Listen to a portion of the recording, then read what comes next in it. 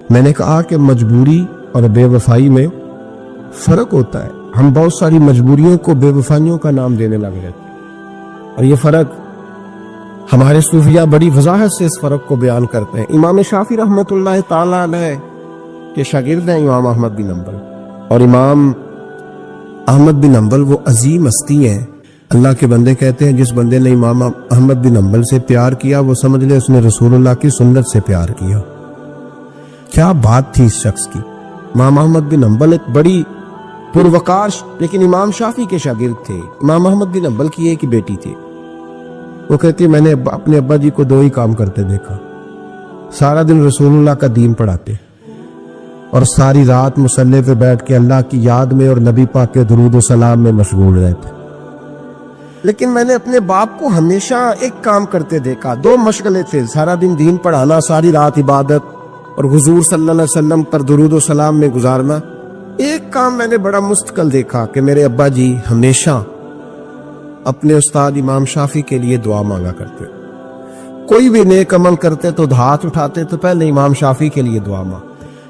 اور بچی چھوٹی سی تھی، ابھی اس کی عمر اتنی نہیں تھی کہ بالغ ہو سکے. تو وہ کہتی ہے میں اکثر سوچا کرتی تھی کہ آخر وہ کتنا بڑا شخص ہے کہ جس کے لیے میرا والد، میں بیٹی ہوں، میرے لیے دعا بعد میں مانگتا ہے، اور ان کے لیے پہلے وہ کتنا بڑا شخص ہے. امام احمد بن حنبل رحمۃ اللہ علیہ بغداد میں رہتے تھے، امام شافعی قاہرہ میں رہتے، اور مہینوں کا سفر تھا، ممکن ہی نہیں تھا آنا جانا، ممکن ہی نہیں تھا. خیر امام ایک وقت ایسا بھی آیا، بیٹی کہتی ہے میری بڑی دعا تھی کہ کبھی میرے ابا جی کا استاد آئے، میں کبھی اس کاریگر کو بھی دیکھوں جس نے اس جیسا ہیرا تراشا ہے. دل کرتا تھا میں اس معمار کو بھی دیکھوں جس نے اتنے خوبصورت نقش و نگار والی عمارت بنائی ہے، میں اسے تو دیکھوں، دل بڑا کرتا تھا، میں دعا مانگتی تھی. خیر ایک دن امام شافعی کا خط آ ہی گیا، کہنے لگے احمد بن حنبل مجھے پتہ چلا ہے بغداد میں ایک محدث رہتے ہیں جو بڑے بوڑھے ہیں اور ان کے پاس نبی پاک کی ایک حدیث ہے، تو میں چاہتا ہوں کہ میں جلدی جلدی بغداد آؤں اور آ کے ان سے وہ حدیث حاصل کروں، وہ سنوں. روایت حدیث بہت بڑا مرتبہ ہوتا. خط آ گیا تو امام احمد بن حنبل تو گویا بات ہی اور طرح کی ہو گئی نا، وہ تو مسئلہ ہی اور طرح کا ہو گیا نا. میں کو جیتے میرا دل بر سوڑا تے میں کیوں کر اس نو بھاواں، ویڑے میرے وڑدا نہ ہی کئی لاکھ وسیلے پاواں. آج جب پتہ چلا نا تو حال بدل گیا. وہ تو وجب کرنے لگے امام احمد، بیٹی سے کہنے لگے بیٹی تیاری کر لے، ہر چیز نہیں ہونی چاہیے، میں تیرے ساتھ لگتا ہوں، صفائیاں مل کے کریں، آج غانائیاں بکھریں. جب وہ آئے گا تو پھر دیکھے گی دنیا کہ کس طرح کسی نے کسی کی عقیدت کی ہے. امام کو خط ملا، ادھر سے امام احمد بن حنبل رحمۃ اللہ تعالی علیہ تیاری کرنے لگے اور امام شافعی چلنے لگے. جب چلے تو مہینوں کا سفر طے کر کے پہنچے. بچی کہتی ہے میرے دل کے اندر بہت بڑا زاویہ تھا، بہت بڑا، وہ بہت بڑے ہو گئے، کیا بات ہو. جب وہ تشریف لائے تو کہتی ہے میرے ابا جی جو تھے امام احمد بن حنبل رحمۃ اللہ علیہ وہ ایک چپاتی پوری نہیں کھایا کرتے تھے، آدھی روٹی ایک وقت میں ہوتی تھی اور زیادہ تر روزہ ہوتا تھا. فرماتی ہیں جب ان کے استاد آئے نا تو میں نے 8 روٹیاں پکا کے رکھی احتیاطاً، لیکن استاد صاحب ساری کھا گئے. میرا خیال تھا کہ وہ اگر آدھی کھاتے ہیں تو وہ آدھی سے آدھی کھاتے ہوں گے، وہ ساری روٹی کھا گئے. فرماتے ہیں حد ہو گئی، میرے دل میں خیال تھا کہ میرے ابا جی ساری رات بیدار رہتے ہیں تو ان کے استاد مغرب سے ہی مصلی پہ بیٹھ جائیں گے، ان سے بھی زیادہ پرہیزگار ہوگا. لیکن میں نے عجیب منظر دیکھا کہ حضرت امام شافعی تشریف لائے، 8 روٹیاں کھائیں، عشاء کی نماز پڑھی اور لیٹ گئے. میرے ابا جی ساری رات نفل پڑھتے رہے، وہ ساری رات آرام کرتے رہے. میں نے تہجد کا پانی رکھ دیا تھا کہ سویرے اٹھیں گے امام شافعی تہجد میں تو وضو کریں گے، کہتے پانی بھی اسی طرح پڑا رہا، وہ کمبل میں رہے. فجر کا وقت ہوا تو امام احمد بن حنبل نے ان کے دروازے کے قریب ہو کے کہا حضرت جماعت کا وقت ہو گیا. کہتے بستر اتارا، وضو بھی نہیں کیا، مسجد چلے گئے، نماز پڑھ کے آ کے پھر لیٹ گئے. میرے ابا جی شراق چاش تک پھر مصلی پہ بیٹھے رہے. کہتی ہے میں بڑی بدگمان ہوں.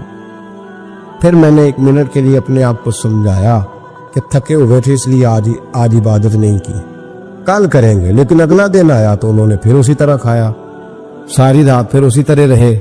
فرماتی ہیں بس وہ آہستہ آہستہ 3-4 دنوں میں میرے ذہن میں جو زاویہ تھا وہ سارا زمین بوس ہو.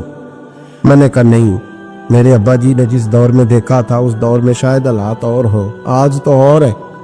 فرماتی ہے 4-5 دن کے بعد وہ رخصت ہونے لگے. پردے کے پیچھے میں سن رہی تھی. میرے والد کہنے لگے حضور وقت کیسا گزرا؟ کہنے لگے یار تجھے کیا بتاؤں، 2-3 مہینے رستے میں آیا ہوں تو بچ کے جان بچانے کے لیے 2-4 لقمے کھاتا رہا ہوں. پتہ نہیں لوگوں کا رزق کس طرح کا تھا، پتہ نہیں جانور بھی صحیح ذبح ہوئے تھے کہ نہیں ہوئے تھے. جب تیرے دسترخوان پہ آیا ہوں تو میں نے تجھے سینچا ہے، سوارا ہے. مجھے پتا ہے تو ایک لقمہ بھی حرام نہیں رکھ سکتا، اور میں نے تیرے لنگر سے نور نکلتے دیکھا ہے.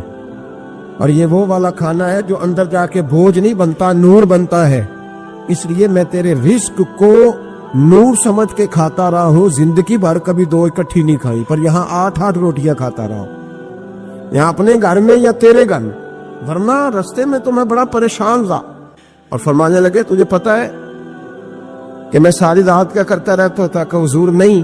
فرمانے لگے جو تو عشاء کی نماز میں تلاوت کرتا تھا نا سورتوں کی، میں ساری رات بستر میں لیٹ کے ان کی تفسیر کرتا رہتا تھا.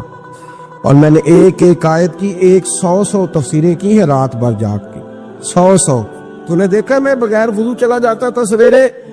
حضور ہاں. فرماتے اس لیے کہ میرا وضو ٹوٹتا ہی نہیں تھا، میں ساری رات تفسیری نقطے بیان کرتا رہتا تھا. بیٹی کہتی انہوں نے 2 جملے کہے اور میں رونے لگی. میرے والد آئے تجھے کیا ہوا؟ میں نے کہا ابا جی میں کیا سمجھی تھی اور یہاں نکل کے آیا. آپ اگر ساری رات نفل پڑھتے ہو تو اپنی ذات کے لیے، اور امام شافعی ساری رات جاگ کے باتیں یاد کرتے ہیں اور پھر لوگوں کے سینوں میں اتارتے ہیں، صرف اپنے لیے نہیں. یہ تو رسول اللہ کی امت کے لیے زندہ ہے. میں کیا سمجھی تھی او بھائی، میں نے کہا مجبوری اور بے وفائی میں فرق ہوتا ہے. ذرا چھلکا اتار کے دیکھ تو صحیح، تجھے پتا تو چلے اندر حالات کچے ہیں کہ پکے ہیں. ایک بزرگ تھے شاہ بقی الدین ابن مخلد، وہ کہتے ہیں مجھے پتا چلا کہ اس دور میں نبی کریم علیہ السلام کی حدیث جو سب سے بہترین پڑھاتے ہیں وہ امام احمد بن حنبل ہے. ان کو حضور کی حدیث سے جو خاص شغف ہے وہ کسی اور کو نہیں.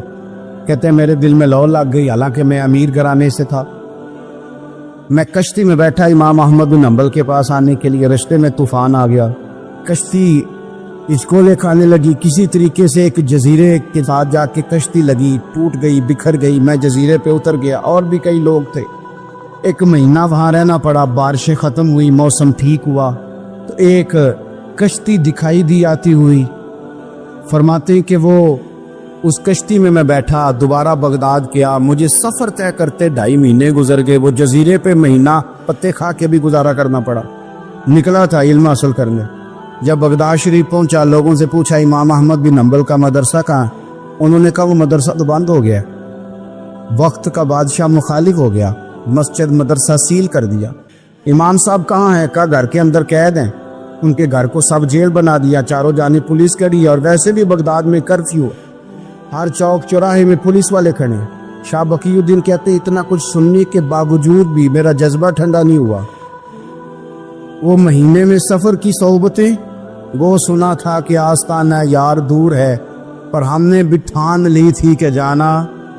وہ سنا تھا کہ آستانہ یار دور ہے پر ہم نے یہ ٹھان لی تھی کہ جانا ضرور ہے. کہتے پہنچ گئے.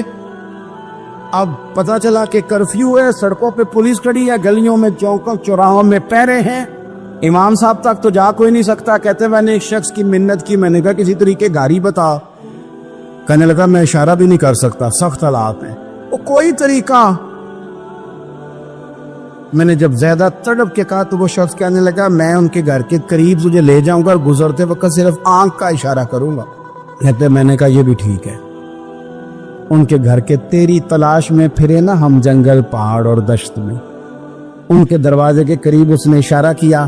شاہ بقی الدین کہتے ہیں کہ میں گھر دے کے آ گیا واپس. اب میں سوچنے لگا کہ کیسے امام صاحب تک پہنچنا ہے. بڑی تجویزیں سوچی، بڑی تجویزیں، کام والا بن جاؤں، پھیری لگانے لگ جاؤں. پھر سوچا کہ اگر میں کچھ بیچوں گا ریڑھی پہ رکھ کے تو کوئی خریدنے نکلے گا، کوئی نہیں نکلے گا. کس طرح کروں، کیا کروں، بڑی سوچیں. بالآخر میں نے طے کیا اللہ اکبر. میں نے نہ کپڑے پھاڑ لیے، امامہ اتار دیا. فرماتے ہیں کہ ایک پیالہ مٹی کا خرید کے گلے میں رسی سے باندھ لیا، اور امام احمد بن حنبل کی 3 گلیوں پیچھے میں نے دروازہ صدا لگانی شروع کی، فقیر ہوں، اللہ کے نام پہ لینے آیا ہوں. کہتے ایک دینار مانگتے مانگتے مانگتے مانگتے آزم یار منون دی خاطر اساں کی پیش بٹائے. کہتے ہیں مانگتے مانگتے نا میں امام احمد بن حنبل کے دروازے تک آیا. امیر گھر کا بچہ تھا، بڑے پیسے جیب میں ہوتے.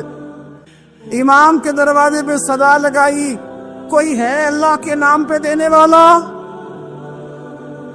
کہتے ہیں وہ نور بھرا دروازہ کھلا.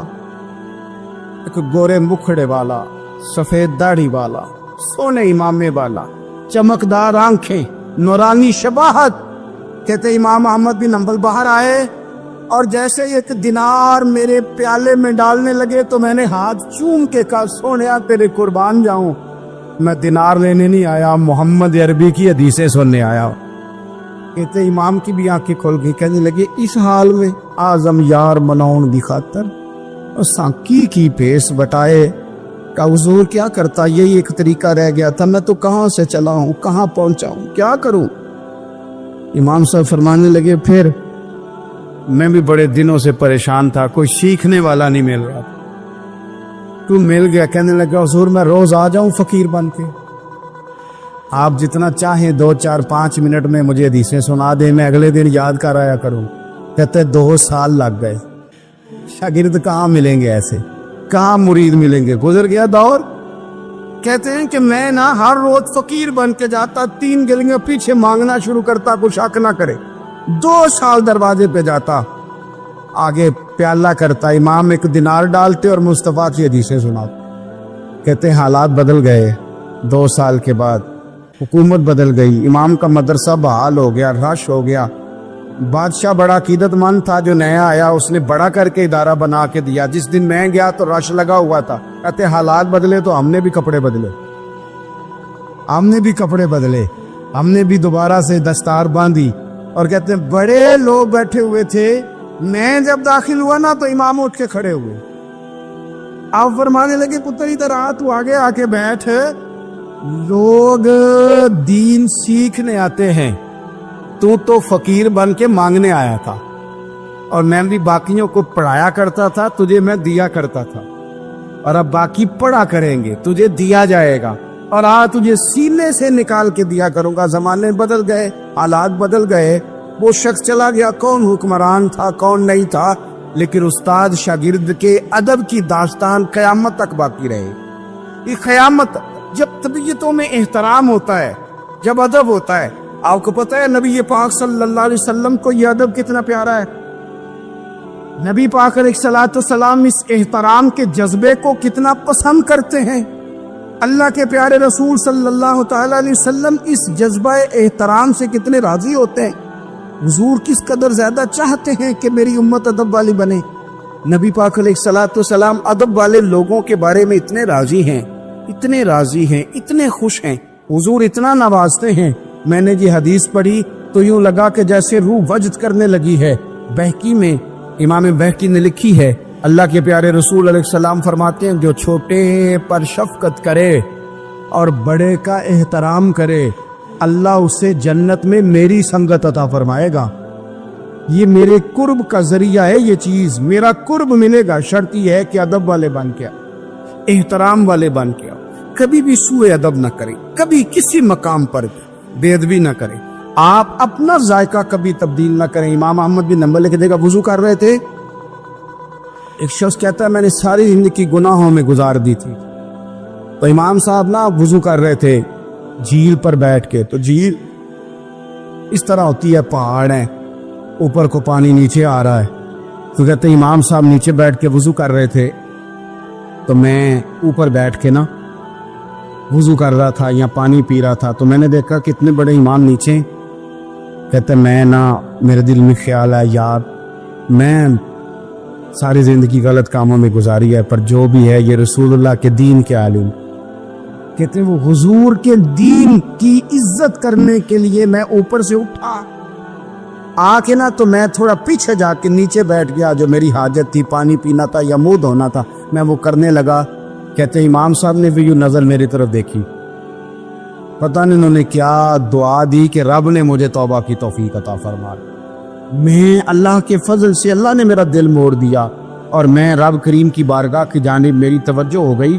خدا نے مجھے اس ادب کی برکت سے اپنی بارگاہ کی طرف اللہ تبارک و تعالیٰ نے مجھے موڑ لیا. بے ادبی تو بندے کو کفر تک لے جاتی, بے ادبی تو کفر تک لے جاتی ہے. اگر بندہ بے ادب ہوتا ہوتا اللہ رسول کی بے ادبی تک پہنچ جائے تو دور نکل گیا.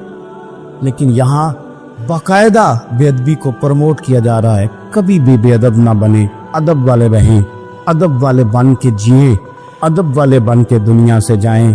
وہ درویش نے کہا تھا کہ بے ادبا مقصود نہ حاصل, نہ درگاہ ٹوئی, 5 ادب دے محمد بخشا, توڑ نہیں چڑھیا کوئی. بادب لوگ جو ہوتے ہیں وہ دوسروں کو عزت دے دیتے ہیں اور اپنے اخلاق کو بلند کر لیتے ہیں. جب آپ کسی کا احترام کر رہے ہوتے ہیں تو آپ اسی کو نہیں کچھ دے رہے ہوتے, آپ اپنی عظمت کا بھی اظہار کر رہے ہوتے ہیں. کسی کو عزت دیتے وقت آپ کے اخلاق کا بھی پتہ چل رہا ہوتا ہے. اخلاقی قدریں مضبوط ہوتی ہے احترام کرنے سے. مذہب اسلام اتنا سونا ہے, اتنا پیارا ہے, یہ دین اتنا ٹھنڈا اور اتنا میٹھا ہے کہ دھرتی کے سارے حسن سمیٹ کر اگر ایک لفظ بنایا جائے تو وہ دین اسلام بنتا ہے. یہ دین اتنی خوبصورتیاں بانٹتا ہے. اگر دین اسلام کی مختلف تشریحات کرتے کرتے یہ کہہ دیا جائے نا کہ یہ دین ادب والا دین ہے, احترام والا دین ہے, توقیر والا دین ہے, ہر شخص کو مناسب عزت, یعنی نبی پاک علیہ السلام نے استاد کی عزت بیان کی, باپ کی عزت بیان کی, بوڑھے کی عزت بیان کی, امام کی عزت بیان کی, عالم کی عزت بیان کی. کچھ بھی نہیں تھا, بالکل ان پڑھ تھا, سادہ تھا, پر مزدوری کر رہا تھا, حلال کما رہا تھا, ہاتھوں پہ چھالے تھے. قربان جائیں, میرے محبوب نے فرمایا یہ جو حلال کما رہا ہے نا یہ بھی اللہ کا دوست ہے. اس کا بھی احترام بیان کر دیا, اس کا اکرام بھی بیان کر دیا. تو نے ہر شخص کی قسمت میں یہ عزت لکھی اور آخری خطبے کی صورت میں وصیت لکھی. نبی کریم صلی اللہ علیہ وسلم نے لوگوں کو احترام دیا. اللہ کے محبوب علیہ الصلوۃ والسلام, آپ دیکھیے حضور نے اس عورت کی بھی فضیلت بیان کی جس کے گھر کے اندر اولاد پیدا ہوتی ہے, اور اس کی بھی فضیلت بیان کی کہ جس گھر کے اندر اولاد پیدا ہوتی ہے پر جلدی چلی جاتی ہے, انتقال ہو جاتا ہے کسی بچے کا خدا نہ خواستہ, اس کی بھی فضیلت بیان کی. جس کا خامند موجود ہے اور وہ خامند کی خدمت کرتی ہے, اور اس بیوی کی بھی فضیلت بیان کی جس کا خامند انتقال کر گیا پر وہ اپنے بچوں کی پرورش کرتی ہے. حضور فرماتے ہیں سب سے پہلے جنت میں مجھے وہ عورت نظر آئی. تو ہر شخص کے لیے حضور نے احترام بیان کیا, اکرام بیان کیا. ہم نے چونکہ بدگمانیاں پیدا کرنی شروع کر لی ہیں تو معاشرے کے اندر بسنے والے لوگوں کے بارے میں ہمارے دلوں میں مختلف وسوسے آ جاتے ہیں, مختلف وسوسے. کسی بھی شعبے کے کسی بھی آدمی کے بارے میں کوئی 2 4 5 باتیں اپنے ذہن میں اکٹھی کر کے یا کانوں میں کسی نے وہ بات ڈال دی تو ہم ذہن بنا لیتے ہیں کہ یہ گاڑیاں چلانے والے تو بندے ٹھیک ہی نہیں ہوتے, یہ جناب پولیس کے محکمے کے لوگ تو درست ہوتے ہی نہیں, فلانے محکمے کے لوگ تو ہوتے ہی خراب ہے. ذہن بن جاتا ہے. پھر آہستہ آہستہ ادب انسان کے دل سے رخصت ہوتا ہے. ہمیں دین نے ادب سکھایا, احترام سکھایا. میرے رسول کریم علیہ الصلوۃ والسلام کی وہ ذات بابرکات ہے. ہمیشہ یہ ہوتا تھا کہ چھوٹے بڑوں کا ادب سکھاتے تھے, پر یہ واحد دربار مصطفیٰ ہے کہ جس کے آداب خود رب کریم نے بیان فرمائے. فرمایا یا ایھا الذین آمنوا لا ترفعوا اصواتکم فوق صوت النبی.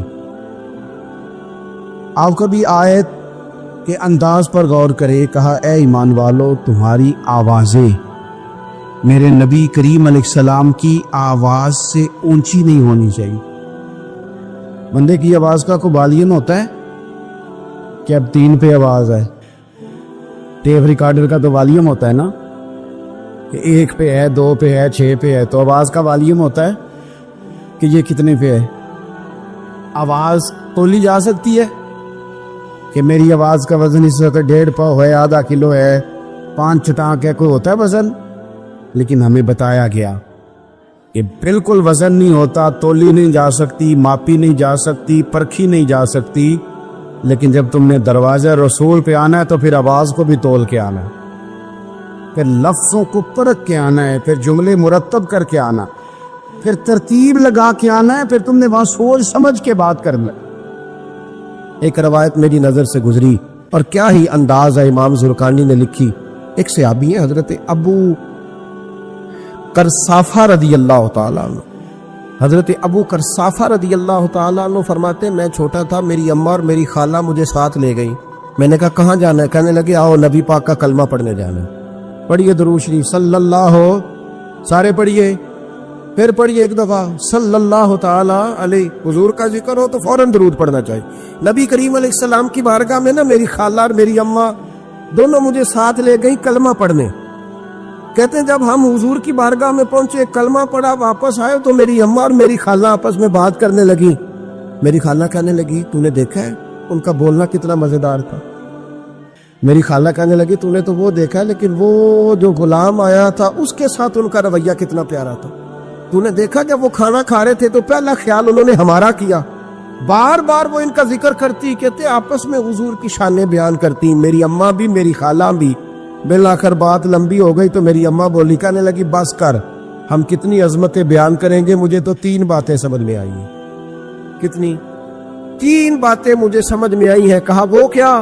تو کہنے لگی ما رأینا مثل ھذا الرجل احسن وجھا ولا القا صوبا ولا البنا کلاما. کہنے لگی مجھے تو 3 باتیں سمجھ میں آئی ہیں کہ نہ اتنا خوبصورت چہرے والا کوئی شخص دیکھا ہے، اور نہ اتنے صاف کپڑوں والا کو دیکھا ہے، اور نہ ہی اتنی میٹھی بولی بولنے والا کوئی دیکھا ہے. تینوں باتوں کی کمال ہے. ظاہری حسن بھی کمال، کپڑوں کی صفائی بھی کمال، اور رسول پاک کا بولنا بھی کمال، لب و لہجے میں مٹھاس بھی خوبصورتی والی. یہ اصل حسن ہے کہ ظاہراً بھی انسان بڑا منزہ ہو، باطناً بھی بڑا صاف ستھرا ہو. میرے رسول پاک علیہ الصلوۃ والسلام کا طریقہ مبارکہ پتہ کیا تھا؟ حضور صلی اللہ تعالیٰ علیہ وآلہ وسلم جب مسجد میں نماز پڑھ لیتے تو حضرت جعفہ رضی اللہ تعالیٰ عنہ فرماتے، بخاری کی حدیث ہے، فرماتے میں مدینہ شریف میں آیا تو حضور نماز پڑھ لیتے تو صحابہ نبی پاک کے پاس آتے اور حضور کا دست مبارک پکڑ کے پہلے چومتے پھر چہروں پہ ملتے، پہلے چومتے پھر چہروں پر. نبی پاک کے صحابہ حضور کے قدم بھی چوما کرتے، قدموں میں جھکا کرتے تھے. یہ تو بھائی اس وقت پتہ چلتا ہے جب کسی سے پیار ہو جاتا ہے. جب کسی بندے سے، میں اکثر مثال دیا کرتا ہوں اکثر کہ کسی کا بچہ پیشاب کرے تو کہہ آتی ہے، الٹی آتی ہے، لیکن اپنا بچہ بالوں میں بھی کر دیتا ہے، پھر کوئی کہہ نہیں آتی چونکہ اپنا ہے نا، پیار ہو گیا ہے نا. اب وہ کیفیت جب کسی سے محبت ہو جاتی ہے نا تو کچھ چیزیں صرف سمجھنے کی نہیں، کچھ چیزیں ایسی ہوتی ہیں جو محسوس کرنے والی ہوتی. اس نے کہا تھا عشق ایک ڈھونگ ہے، میں نے کہا تجھے عشق ہو خدا کرے، پھر کوئی تجھے اس سے جدا کرے، تو اسے تسبیحوں پہ پڑا کرے، تو اسی کا نام جپا کرے، تو گلی گلی پھرا کرے، پھر میں کہوں کہ عشق ایک ڈھونگ ہے اور تو نہیں کہا کرے. پھر میں کہوں کہ عشق ایک ڈھونگ ہے اور تو، اس نے کہا تھا عشق ایک ڈھونگ ہے تو میں نے کہا تجھے عشق ہو خدا کرے. بھائی یاد رکھو جب انسان کو محبت ہوتی ہے تو پھر اس کے انداز بدل جاتے ہیں، اس کے طور طریقے تبدیل ہو جاتے ہیں. وہ میں اکثر ایک بات کہا کرتا ہوں، میں کہتا ہوں بچہ باہر سے برگر کھا کے آ جاتا ہے رات کو، اماں کہتی بیٹے روٹی کھا لو، کل میں تو سب کو بھی پکائی میں نہیں کھانی، حالانکہ برگر کھا آیا ہے، دور سے کھا آیا ہے. تو اماں اس کو کہتی ہے پھر میں سویاں نہ بنا دوں تھوڑی سی اپنے بیٹے کو، فٹافٹ چاول نہ تجھے ابال دوں، ساتھ میں باریک دال بنا دیتی. کہتا نہیں میری مرضی کا پکاتے نہیں، میں نے نہیں کھانا. ایسے اب ابا جو ہے نا، ابا وہ اماں کو سمجھا رہا، کہتا چھڈ پر آپ بھوک لگے گی تھی آپ ہی کھا لے گا، تو نہ ایڈی ٹینشن ہے، ایویں پہ تینوں ستاندا ہے. اماں کیا کہتی ہے؟ کہتی نہیں مجھے نیند نہیں آ رہی، کھائے گا تو سکون آئے گا. اب اس کو آپ لاکھوں دلیلیں دیں کہ سیانا بیان ہے, بچہ نہیں ہے, 22 سال کا ہے, 24 سال کا, چھوڑ تو کیا کر رہی ہے. لیکن اماں کو کوئی سمجھا سکتا؟ کیوں نہیں سمجھا سکتا کہ اسے اپنے بیٹے سے پیار بڑھا. وہ کیا کرے, وہ مجبور ہے. اس کے دل کی کیفیت اس طرح کی ہے کہ کوئی دنیا کی طاقت اسے سمجھا سکتی, سوال ہی نہیں پیدا ہوتا کوئی اسے سمجھا سکے. یہ ممکن کیسے ہو, کیسے سکتا ہے؟ یہ محبت ہے. میرے رسول پاک علیہ السلام کے صحابی حضرت جعفہ فرماتے, میں حضور کی بارگاہ میں آیا تو صحابہ کیا کرتے, نبی پاک کا دست مبارک پکڑتے, پہلے چومتے پھر چہرے پہ ملتے. بخاری ہے.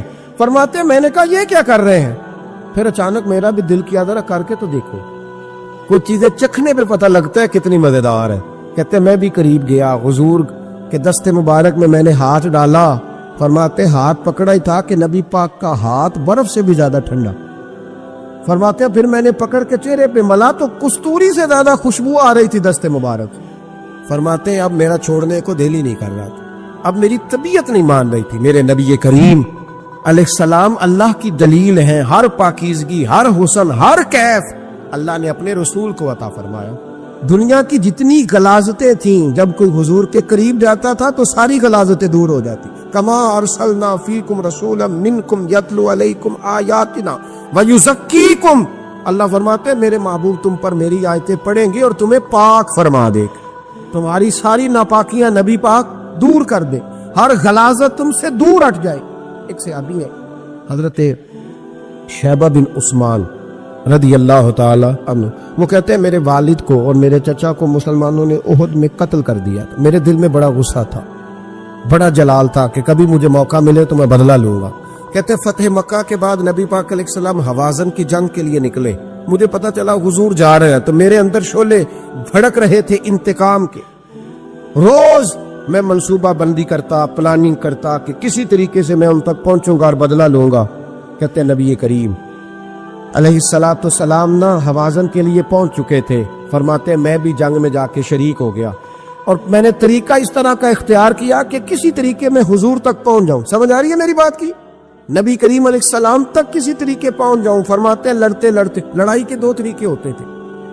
کبھی تو ایسے ہوتا تھا کہ ایک دو آدمی مل کے آپس میں لڑتے تھے, پھر گمسان کا رن پڑتا تھا, گھمبیر ہو جاتی تھی جنگ, سمجھ نہیں آتی کہ تیر کہاں سے آیا, نیزہ کہاں سے آیا. فرماتے جب گمسان کا رن پڑا نا, مجھے موقع مل گیا, میں حضور کے قریب پہنچ گیا. حضرت شیبہ بن عثمان رضی اللہ تعالیٰ عنہ کہتے جب میں پہنچ گیا تو میں نے نا دیکھا کہ اب حضور کے قریب لوگ نہیں ہیں. فرماتے میں نے نا فوراً تلوار اٹھائی, تلوار اٹھا کے میں حضور کو معاذ اللہ شہید کرنے ہی لگا تھا کہ ایک نور چمکا حضور کے سامنے. پڑھیے درود صلی اللہ علیہ وسلم. کہتے ایک نور چمکا, اتنی تیزی تھی اس نور میں کہ میری آنکھیں بند ہو گئی, میرے ہاتھ سے تلوار گر گئی, آنکھیں چندھا گئی میری. فرماتے تلوار میرے ہاتھ سے چھوٹ گئی.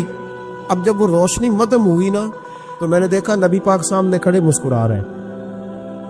میں نے کر دی, آپ نے سن لی, ذرا دیکھو تو صحیح, جو تلوار لہرائے اسے دیکھ کے بھی کبھی کو مسکرایا, جس نے تلوار ہی لہرا دی, جو شہید کرنے ہی لگا تھا, پہنچ گیا تھا. لیکن یہ اخلاق میرے رسول پاک کا ہے صلی اللہ اعلیٰ حضرت فاضل بریلوی کا ایک شعر میں نے پڑھا. کئی کچھ چیزیں ایسی ہوتی ہیں جو بس نا وہ آتی تو سامنے ہے لیکن وہ اتنا لطف دے جاتی ہیں کہ ٹھنڈا ہو جاتا ہے مزاج. رات کو میں شعر پڑھ رہا تھا اعلیٰ حضرت کا فاضل بریلوی رحمت, اور میں نے شعر پڑھا تو مجھے اچھا لگا سنانا. ایک دوست کو میں نے فون کیا, میں نے کہا یار ذرا شعر تو سن لے. یہ پہلی دفعہ نظر سے گزرا ہے, ابھی سیدھا سادہ لیکن روح تک اتر گیا. اعلیٰ حضرت فرمانے لگے نبی پاک کے بارے میں, فرمانے لگے سیدھی سیدھی روش پر کروڑوں درود.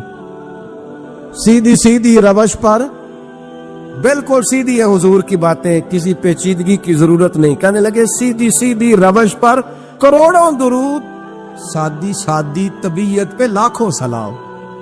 سادی سادی طبیعت پہ سیدھی سیدھی روش پر کروڑوں درود اور سادی سادی طبیعت پہ لاکھوں سلام. میرے نبی کریم صلی اللہ علیہ وسلم مجھے دیکھ کے مسکرائے اور فرمایا جب حضور مسکرائے نا تو میں نبی کریم علیہ السلام کو دیکھ کے حیران ہوا کہ میں نے تلوار تانی تھی اور حضور نے مسکرانا شروع کیا. فرماتے اب حضور نے مجھے بلایا, آواز کے ساتھ نہیں بلایا, حضور نے اشارہ کیا یوں کر کے, فرمایا ادھر آؤ نا. فرماتے مجھے اب یہ بھی سمجھ نہیں آئی کہ کس نے مجھے اٹھا کے حضور کے قریب کر دیا. فرماتے میں نبی کریم کے قریب گیا تو حضور نے میرے دل پر 3 تھپکیاں دی. ایک تھپڑ ہوتا ہے, ایک تھپکی ہوتی, پتہ ہے نا فرق کا. ایک تھپڑ کو مارے تو جلال آتا ہے اور تھپکی دے تو پیار آتا ہے. کہتے حضور نے 3 تھپکیاں دی اور دی بھی میرے دل پر, 1 پھر 2 پھر 3.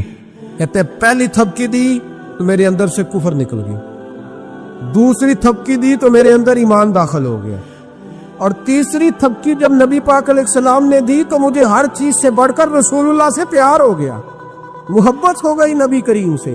آپ فرماتے ہیں اب حضور نے نا فوراً میرے ہاتھ میں تلوار تھمائی. فرمایا پہلے تو ہمارے خلاف لڑ رہا تھا, تلوار پکڑ, اب ہماری طرف سے لڑ, تلوار پکڑ اور لڑ. آپ فرماتے میں اتنا لڑا کہ جو حضور کا دشمن سامنے آتا میں گلا کاٹ دیتا, جو آتا میں اس کے ٹکڑے کر دیتا. فرماتے ہیں پہلے میں باپ کا بدلہ لینے آیا تھا, اور اب میرا یہ حال ہے کہ اگر میرا باپ بھی سامنے آئے گا تو میں اس کا بھی گلا کاٹ دوں گا, لیکن حضور کے قریب کسی کو جانے نہیں دوں گا. حضرت شیبہ بن عثمان کہتے ہیں جنگ ختم ہو گئی, حضور خیمے میں گئے, میں بھی گیا. اب نبی پاک لوگوں سے باتیں کر رہے ہیں, حضور لوگوں سے باتیں کر رہے ہیں. میں ایک کونے میں بیٹھا سوچ رہا ہوں کہ میں تو بدلہ لینے آیا تھا, یہ میرے ساتھ ہوا کیا. حضور لوگوں سے باتیں کرتے جا رہے ہیں, میں سوچتا جا رہا ہوں کہ میں تو انتقام لینے آیا, یہ کیا معاملہ ہوا. کہتے محبوب نے اچانک میری طرف نظر اٹھائی اور فرمانے لگے شیبہ ایک ارادہ تو نے کیا تھا جو غلط تھا, اور ایک ارادہ میرے رب نے کیا ہے اور تیرے اوپر فضل فرما دیا ہے. فرماتے حضور نے اب مجھ سے فرمایا کوئی خواہش ہو تو بتاؤ, مانگ لو کچھ مانگنا ہے تو. میں نے عرض کی یا رسول اللہ میری بخشش کی دعا کر, بڑا میرا خوفناک ماضی ہے, میں اسلام کا بڑا دشمن رہا ہوں. حضور دعا کر دے, یاد ماضی عذاب ہے یا رب, چھین لے مجھ سے حافظہ میرا. یا رسول اللہ بڑے گناہ ہیں میرے, دعا کر دے. کہتے میں نے دعا کے لیے کہا اور حضور پھر دوسرے لوگوں سے باتیں کرنے لگے, کبھی اس سے کبھی اس سے کبھی اس سے. میں سوچنے لگا کہ میری بات کا کوئی جواب ہی نہیں آیا. جب تو 3 بار میں نے سوچا تو میرے کریم نے پھر توجہ میری جانب کی اور فرمایا تو نے بخشش کی دعا کا کہا تھا, میں نے سن لیا ہے, رب کریم نے تیری بخشش فرما دی ہے, اللہ نے تجھے بخش دیا, تیری خطائیں رب کریم نے معاف کر دی. نبی پاک کے دست مبارک کی برکت. رسول پاک ایک صحابی تھے حضرت فرقد ان کا نام تھا رضی اللہ تعالی. پہلے نا میں جب گفتگو کیا کرتا تھا نا تو میں صحابہ کا نام نہیں لیتا تھا, میں کہتا تھا ایک صحابی فرماتے ہیں, کیونکہ صحابہ کے نام مشکل تھے, لوگوں کو یاد نہیں رہتے. ایک دن میرے دل میں خیال آیا کہ نام لیں گے نہیں تو انہیں آئیں گے کیسے, چلو خود کسی کو یاد ہو جائے گا. تو مجھے اچھا لگا, پچھلی دفعہ میں نے حضرت ساسا بن ناجیہ کا نام لیا تو مجھ سے میرے دوستوں نے کہا ذرا لکھ کے دے کیا نام تھا. مجھے خوشی ہوئی کہ یار اگر یہ لفظ کہے جائیں گے تو لوگوں کو دلچسپی ہوگی. حضرت فرقد ایک صحابی تھے, اور یہ وہ صحابی ہیں جنہوں نے حضرت عمر کے زمانے میں موصل کا علاقہ فتح کیا تھا. بڑے دلیر تھے, ان کی 4 بیویاں تھیں. وہ کہتے ہیں جب بھی یہ گھر میں آتے تو خوشبو اتنی اعلیٰ لگا کے آتے کہ ہم حیران ہو جاتی. عورتیں زیادہ تیاری کرتی ہیں نا مردوں سے کہ نہیں, کہ آج کل مرد زیادہ کرتے ہیں. چلو میں انداز چھوڑو, میں اپنی اصلاح کرنا, تسی دوواں گلاں تے انجن کیتا ہے, اب پتہ نہیں سچ کیا ہے, کون زیادہ تیاری کرتا ہے. چلو بیٹھے جو مرد نے. ویسے میرے پاس جو اخباری تراشے ہیں ان میں یہ لکھا ہے کہ آج کل مردوں کے میک اپ پہ زیادہ خرچ آنے لگے, یہ تحقیقی رپورٹ ہے. اور پاکستان میں سب سے زیادہ جو اخراجات ہیں وہ میک اپ کے سامان کے ہیں. پہلے لڑکیاں بیوٹی پارلر جاتی تھی, اب لڑکے بھی جاتے. پہلے صرف دلہن جاتی تھی, اب سارا خاندان جاتا. اللہ تعالیٰ معاف کرے. اس کے باوجود بڑی غربت ہے ملک میں, پریشانی بھی بڑی ہے. اس کے علاوہ ہمیں غریبوں کا درد ہے, اس کے باوجود ہم لوگوں کی مدد کرنا چاہتے ہیں. پتہ نہیں کیا ترجمہ کیا ہم نے غریب پروری کا, کیا معنی بنایا, اللہ بہتر جانتا ہے. کہ وہ چیزیں جن کی بالکل حاجت نہیں, بالکل ضرورت, ان پر لاکھوں لٹا کے کہتے ہیں وہ دیکھو بیچارے کو روٹی نہیں مل رہی. تو بھائی آپ مہربانی کرتے, خالی کندھی کر لیتے, باقی پیسے غریب کو دے دیتے. لیکن چلے معیار ہے نا ہمارا, اپنا معیار ہے, اس پر میں جاتا نہیں, بات نہیں کرتا. نبی کریم علیہ الصلوۃ والسلام کے صحابی, ان کی ازواج کہتی ہیں کہ اب عورتیں زیادہ تیاری کیا کرتی تھی, لیکن وہ جب گھر آتے نا تو اتنی خوشبو لگاتے. کہتی ہم چاروں مل کے کوشش کرنے لگی, ڈھونڈنے لگی کہ وہ خوشبو کا پتہ کریں جو یہ لگاتا ہے. ہم نے بازار سارے تلاش کر لی. عرب کے اندر آج بھی خوشبو کا بڑا شوق, اور بڑی مہنگی خوشبو ملتی ہے. کبھی آپ بازار جائیں, کہتی ساری خوشبوئیں لگا لی, تھک گئی. ایک دن چاروں سوتنے مل کے بیٹھی, کہنے لگی ہم نہیں اس کا مقابلہ کر سکتے, آج پوچھ ہی لے کہاں سے خوشبو لگاتا ہے, پوچھ ہی لیتے ہیں, چلو بات ہی ختم ہو جائے, پوچھ لے. یہ ہم جتنی مرضی آلہ لگائیں, جب یہ آ جاتا ہے نا, کچھ لوگ میرے محفل ہوتے ہیں جہاں آ جاتے ہیں وہاں چھا جاتے, تو یہ جب آتے ہیں تو چھا ہی جاتے ہیں. کیا کریں, اس طرح کا میرے محفل ہے, کیا کریں اس کا. فرمانے لگی ایک دن چاروں سوتنوں نے مل کے ان کو بٹھا لیا, کہنے لگی بتاؤ تو صحیح خوشبو کون سی لگاتے ہیں. کہنے لگے کوئی بھی نہیں, کبھی لگائی نہیں, آج تک نہیں لگائی. تو کہتی ہیں بیویاں کہنے لگی صحابہ تو غلط بیانی نہیں کرتے, پر آپ کیا بات کر رہے ہیں, یہ کیسے ہو سکتا ہے کہ آپ آتے ہیں تو ہم حیران ہو جاتی ہیں. فرمانے لگے جس دن کی تم لگی ہوئی ہو نا میری خوشبو کا مقابلہ کر دے, مجھے پہلے دن کا ہی پتا ہے. تو میں نے کہا چلو زور لگا ہی لے, دیکھ ہی لیتے ہیں کہاں تک بات جاتی ہے تمہارے پاس, جتنا زور لگا لو. بہرحال میں اللہ کی قسم اٹھا کے کہتا ہوں کبھی نہیں لگائی. تو بیویاں کہنے لگی پھر بتا تو صحیح, تو ایک دلیر آدمی ہے, اور جو دلیر لوگ ہوتے ہیں وہ خوشبوؤں کے اور کپڑوں کے اور ان چیزوں میں زیادہ وقت نہیں لگاتے, ان کے تو مشن اور طرح کے ہوتے. آپ تو مجاہد قسم کے آدمی ہیں, پر ہر وقت خوشبو آتی ہے. حضرت فرقد رو پڑے, کہنے لگی بیمار ہو گیا تھا, لاچار ہو گیا, حکیموں طبیبوں نے انکار کر دیا, وجود پر میرے آبلے نکل آئے, پھنسیاں بن گئی, ان میں پیپ بھر گئی, بیٹھ نہیں سکتا تھا, اٹھ نہیں سکتا. جب تھک گیا نا تو دروازہ رسول پہ چلا گیا. جب تھک گیا طبیبوں کا تھکایا ستایا حضور کی بارگاہ میں, کہا محبوبہ دیکھے تو صحیح میرا کیا حال ہے. حضور ذرا دیکھ کے, چل نہیں سکتا, سو نہیں سکتا, بیٹھ نہیں سکتا, تیرے علاوہ غم کسے بتاؤ. کہتے ہیں حضور نے فرمایا 70 ڈھانپ لے, باقی سارے کپڑے اتار. 70 ڈھانپ لے, کہتے ہیں ٹخنوں سے لے کر ناف تک میں نے 70 ڈھانپ لی, باقی سارے کپڑے اتارے. حضور کیا کریں گے؟ فرماتے ہیں نبی پاک نے دست مبارک اٹھایا, برف سے ٹھنڈا, کستوری سے زیادہ مہکنے والا. فرماتے ہیں پورے وجود پر میرے حضور نے دست مبارک ایک دفعہ لگا دیا, اب جدھر جدھر سے گزرتا ہوں ساری دنیا خوشبو سے بھر جاتی. یہ نبی پاک کا دیا ہوا نور ہے, یہ حضور کی عطا کردہ شفا ہے, یہ رسول پاک کے حسن کی خیرات ہے. ایک شاعر نے فکرہ کا کمال کر دی, کہنے لگا ظلمت کو ان کے نور نے کافور کر دیا, جس پر پڑی نظر اسے بھی نور کر دیا. رسول پاک علیہ السلام کے دست خیر میں وہ برکات تھی. حضور حسن کی 2 قسمیں ہوتی ہیں, ایک حسن ہوتا ہے ملمہ سازی والا, بیوٹی پارلر والا, ایک حسن ہوتا ہے باطن کا. بچے پتہ کیوں خوبصورت ہوتے ہیں؟ اس پر علماء مناطقہ نے بحث کی ہے, محدثین نے لکھا ہے. بچہ گدھے کا بھی ہو تو پیارا لگتا ہے, چھوٹا بچہ اگر اس کا رنگ بہت گورا نہ بھی ہونا, صرف چھوٹا ہو, وہ پیارا لگتا ہے, اس میں ایک جاذبیت ہوتی ہے. اس پر ہمارے مفسرین نے, محدثین نے, علماء مناطقہ نے ایک بحث کی ہے. وہ کہتے ہیں اصل بات یہ ہے کہ بچے جھوٹ نہیں بولتے, بددیانتی نہیں کرتے, دھوکہ نہیں کرتے. یہ جو اندر کی عیاریاں ہوتی ہے نا, چہرہ بھی خطرناک کر دیتی ہے, اور جب اندر حسن ہوتا ہے تو باہر بھی حسن ہی ہوتا ہے. بچے میں کوئی مکاری عیاری نہیں ہوتی, فساد نہیں ہوتا, نیت میں فطور نہیں ہوتا, کسی کو لوٹنے کا ارادہ نہیں, کسی کو شیشے میں اتارنے کا پروگرام نہیں بتاتا. بچہ چرب زبان نہیں ہوتا, اس کو طریقہ نہیں ہوتا, وہ لوگوں کو قائل کرنے کے ہر وقت دوڑتا نہیں, الٹی سیدھی گیمیں نہیں چلاتا, کیونکہ اندر حسن ہوتا ہے تو وہ حسن اس کے چہرے پر معصومیت بن کے آتا. سمجھ آ رہی ہے میری بات کی؟ اس کی دلیل میرے رسول پاک علیہ السلام نے بخاری میں فرمایا اللہ کا ولی وہ ہے جس کا چہرہ دیکھو تو اللہ یاد آ جائے. اب یہاں یہ نہیں فرمایا گورا چٹا ہو, خوبصورت ہو, بس اس کے چہرے میں معصومیت ہوتی, وہ سچا ہوتا ہے, وہ کھرا ہوتا ہے, اس کا حسن چہرے پہ آتا ہے. میرے رسول کریم علیہ السلام کا جو حسن تھا نا, وہ اندر کی صداقت کی روشنی تھی, وہ اندر کے کیف کا نور تھا جو حضور کے چہرے پر عیا ہوتا تھا. اس لیے نبی پاک کا چہرہ جو تھا وہ آنکھیں چدھیاتا نہیں تھا, بلکہ آنکھوں کو اچھا لگتا تھا. شاہ عبد الرحیم صاحب محدث دہلوی شاہ ولی اللہ صاحب کے والد ہیں, اور ہمارے بر صغیر پاک و ہند میں جتنے بھی مسالک ہیں یہ سارے شاہ ولی اللہ صاحب کے شاگرد بنتے. وہ کہتے ہیں میرے ابا جی نے خواب دیکھا, اور خواب میں انہیں رسول اللہ کا دیدار نصیب ہوا. نبی کریم علیہ السلام کی بارگاہ میں شاہ ولی اللہ صاحب کے ابا جی کہنے لگے حضور ایک بات بڑی اڑ گئی ہے میرے دل میں, بڑی, تو کتابوں سے جواب نہیں ملا, آج رب کریم نے موقع دیا ہے اس سوال کا جواب.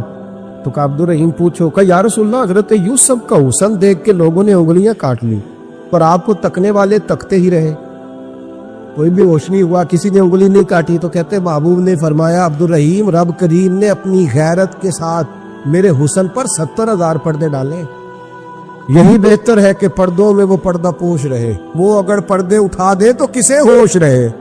فرمایا 70,000 پردوں میں چھپا ہوا حسن ہے, ورنہ کسی کی طاقت تھی کوئی بات کر سکتا, جرت تھی کسی شخص کی. میرے حبیب پاک سید عالم حضرت عبداللہ ابن سلام رضی اللہ تعالیٰ عنہ اہل یہود کے بڑے عالم تھے.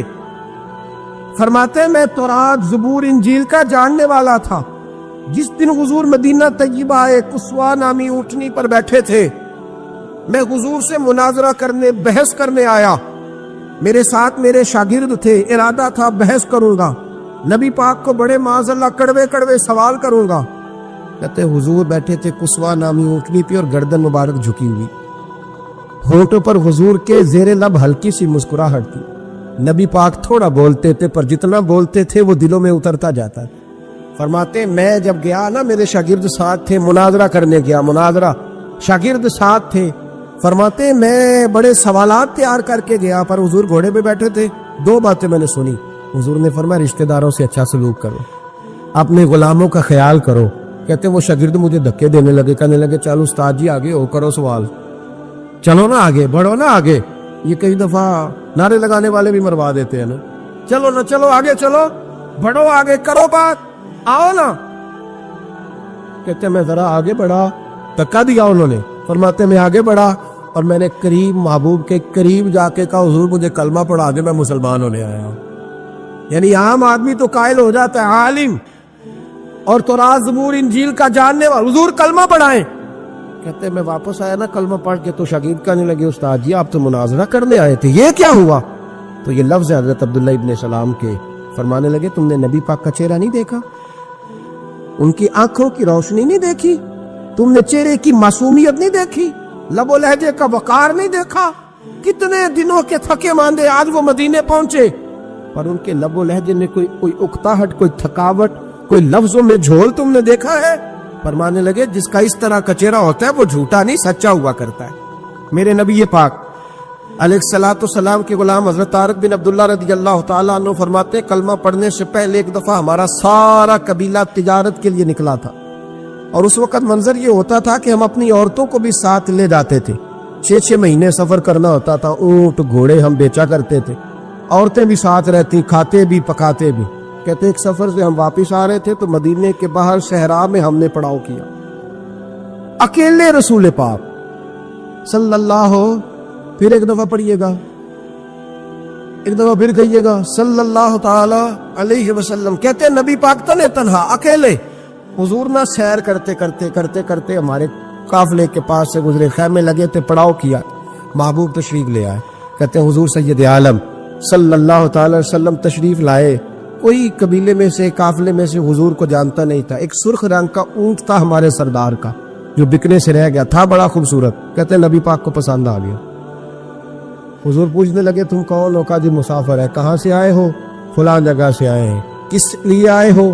ہم تجارت کی غرض سے نکلے. اونٹ بیچو گے؟ بیچنا ہے. کتنے کا سودا طے ہوا؟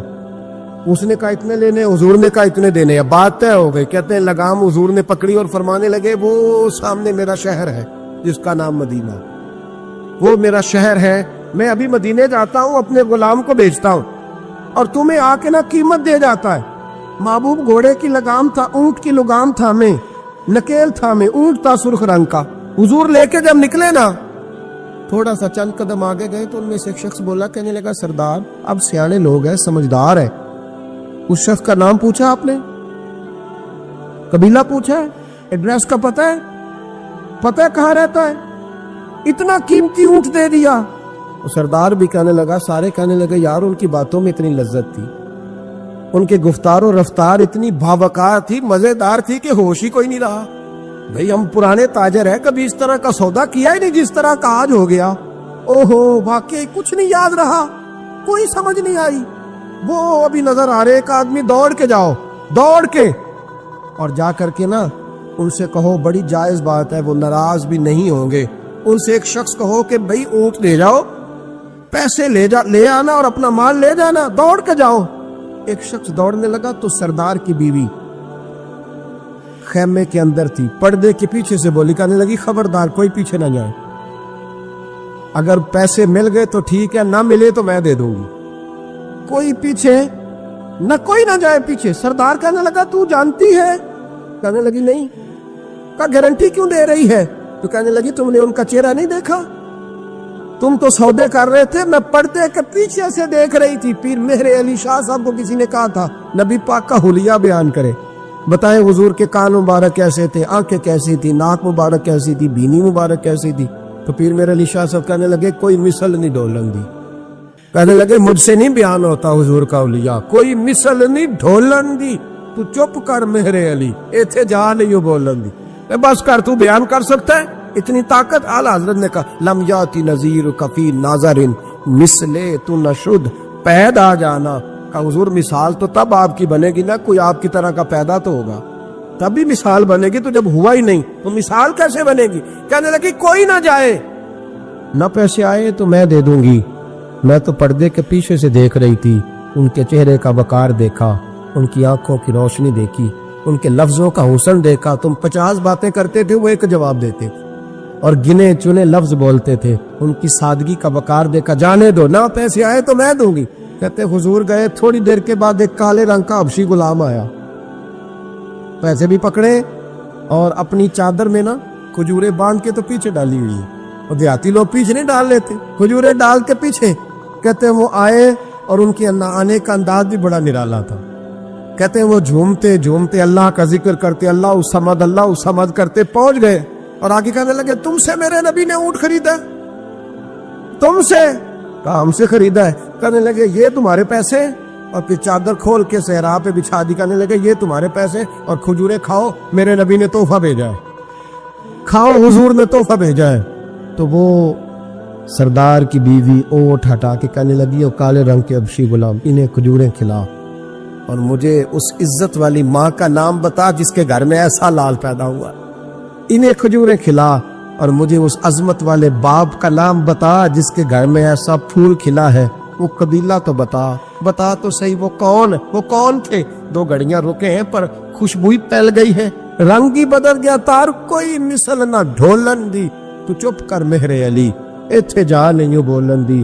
حضرت طارق بن عبداللہ کہتے ہیں جناب بلال فرمانے لگے وہی تو اللہ کے آخری رسول ہے، وہی تو خاتم المرسلین ہے، وہی تو ہیں جنہیں اللہ نے ساری انسانیت کے لیے نمونہ عمل بنایا۔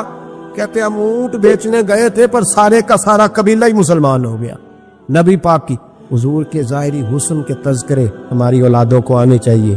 ایک شعر مرحوم اعظم چشتی نے کہا تھا، کمال کر دی، کہنے لگے سمجھا نہیں ہنوز میرا عشق بے ثبات، تو کائنات حسن ہے یا حسن کائنات، میں آج تک سمجھ نہیں سکا، سمجھا نہیں ہنوز میرا عشق بے ثبات، تو کائنات حسن ہے یا حسن کائنات۔ بھائیو وہ سارے طریقے اپناؤ جو رسول پاک نے عطا فرمائے، حسن بھی نبی پاک کے طریقوں میں ہے، پاکیزگی بھی نبی پاک کے طریقوں میں ہے، بقا بھی حضور کے، اور جو چاہتا ہے نا دنیا میں سب سے خوبصورت بن جائے، نظر آئے، اور اس کی خوشبو سے لوگوں کے دل ٹھنڈے ہوں، وہی طریقہ اپنائے جو میرے نبی نے عطا کیا ہے۔ آخر دعوانا ان الحمدللہ رب العالمین۔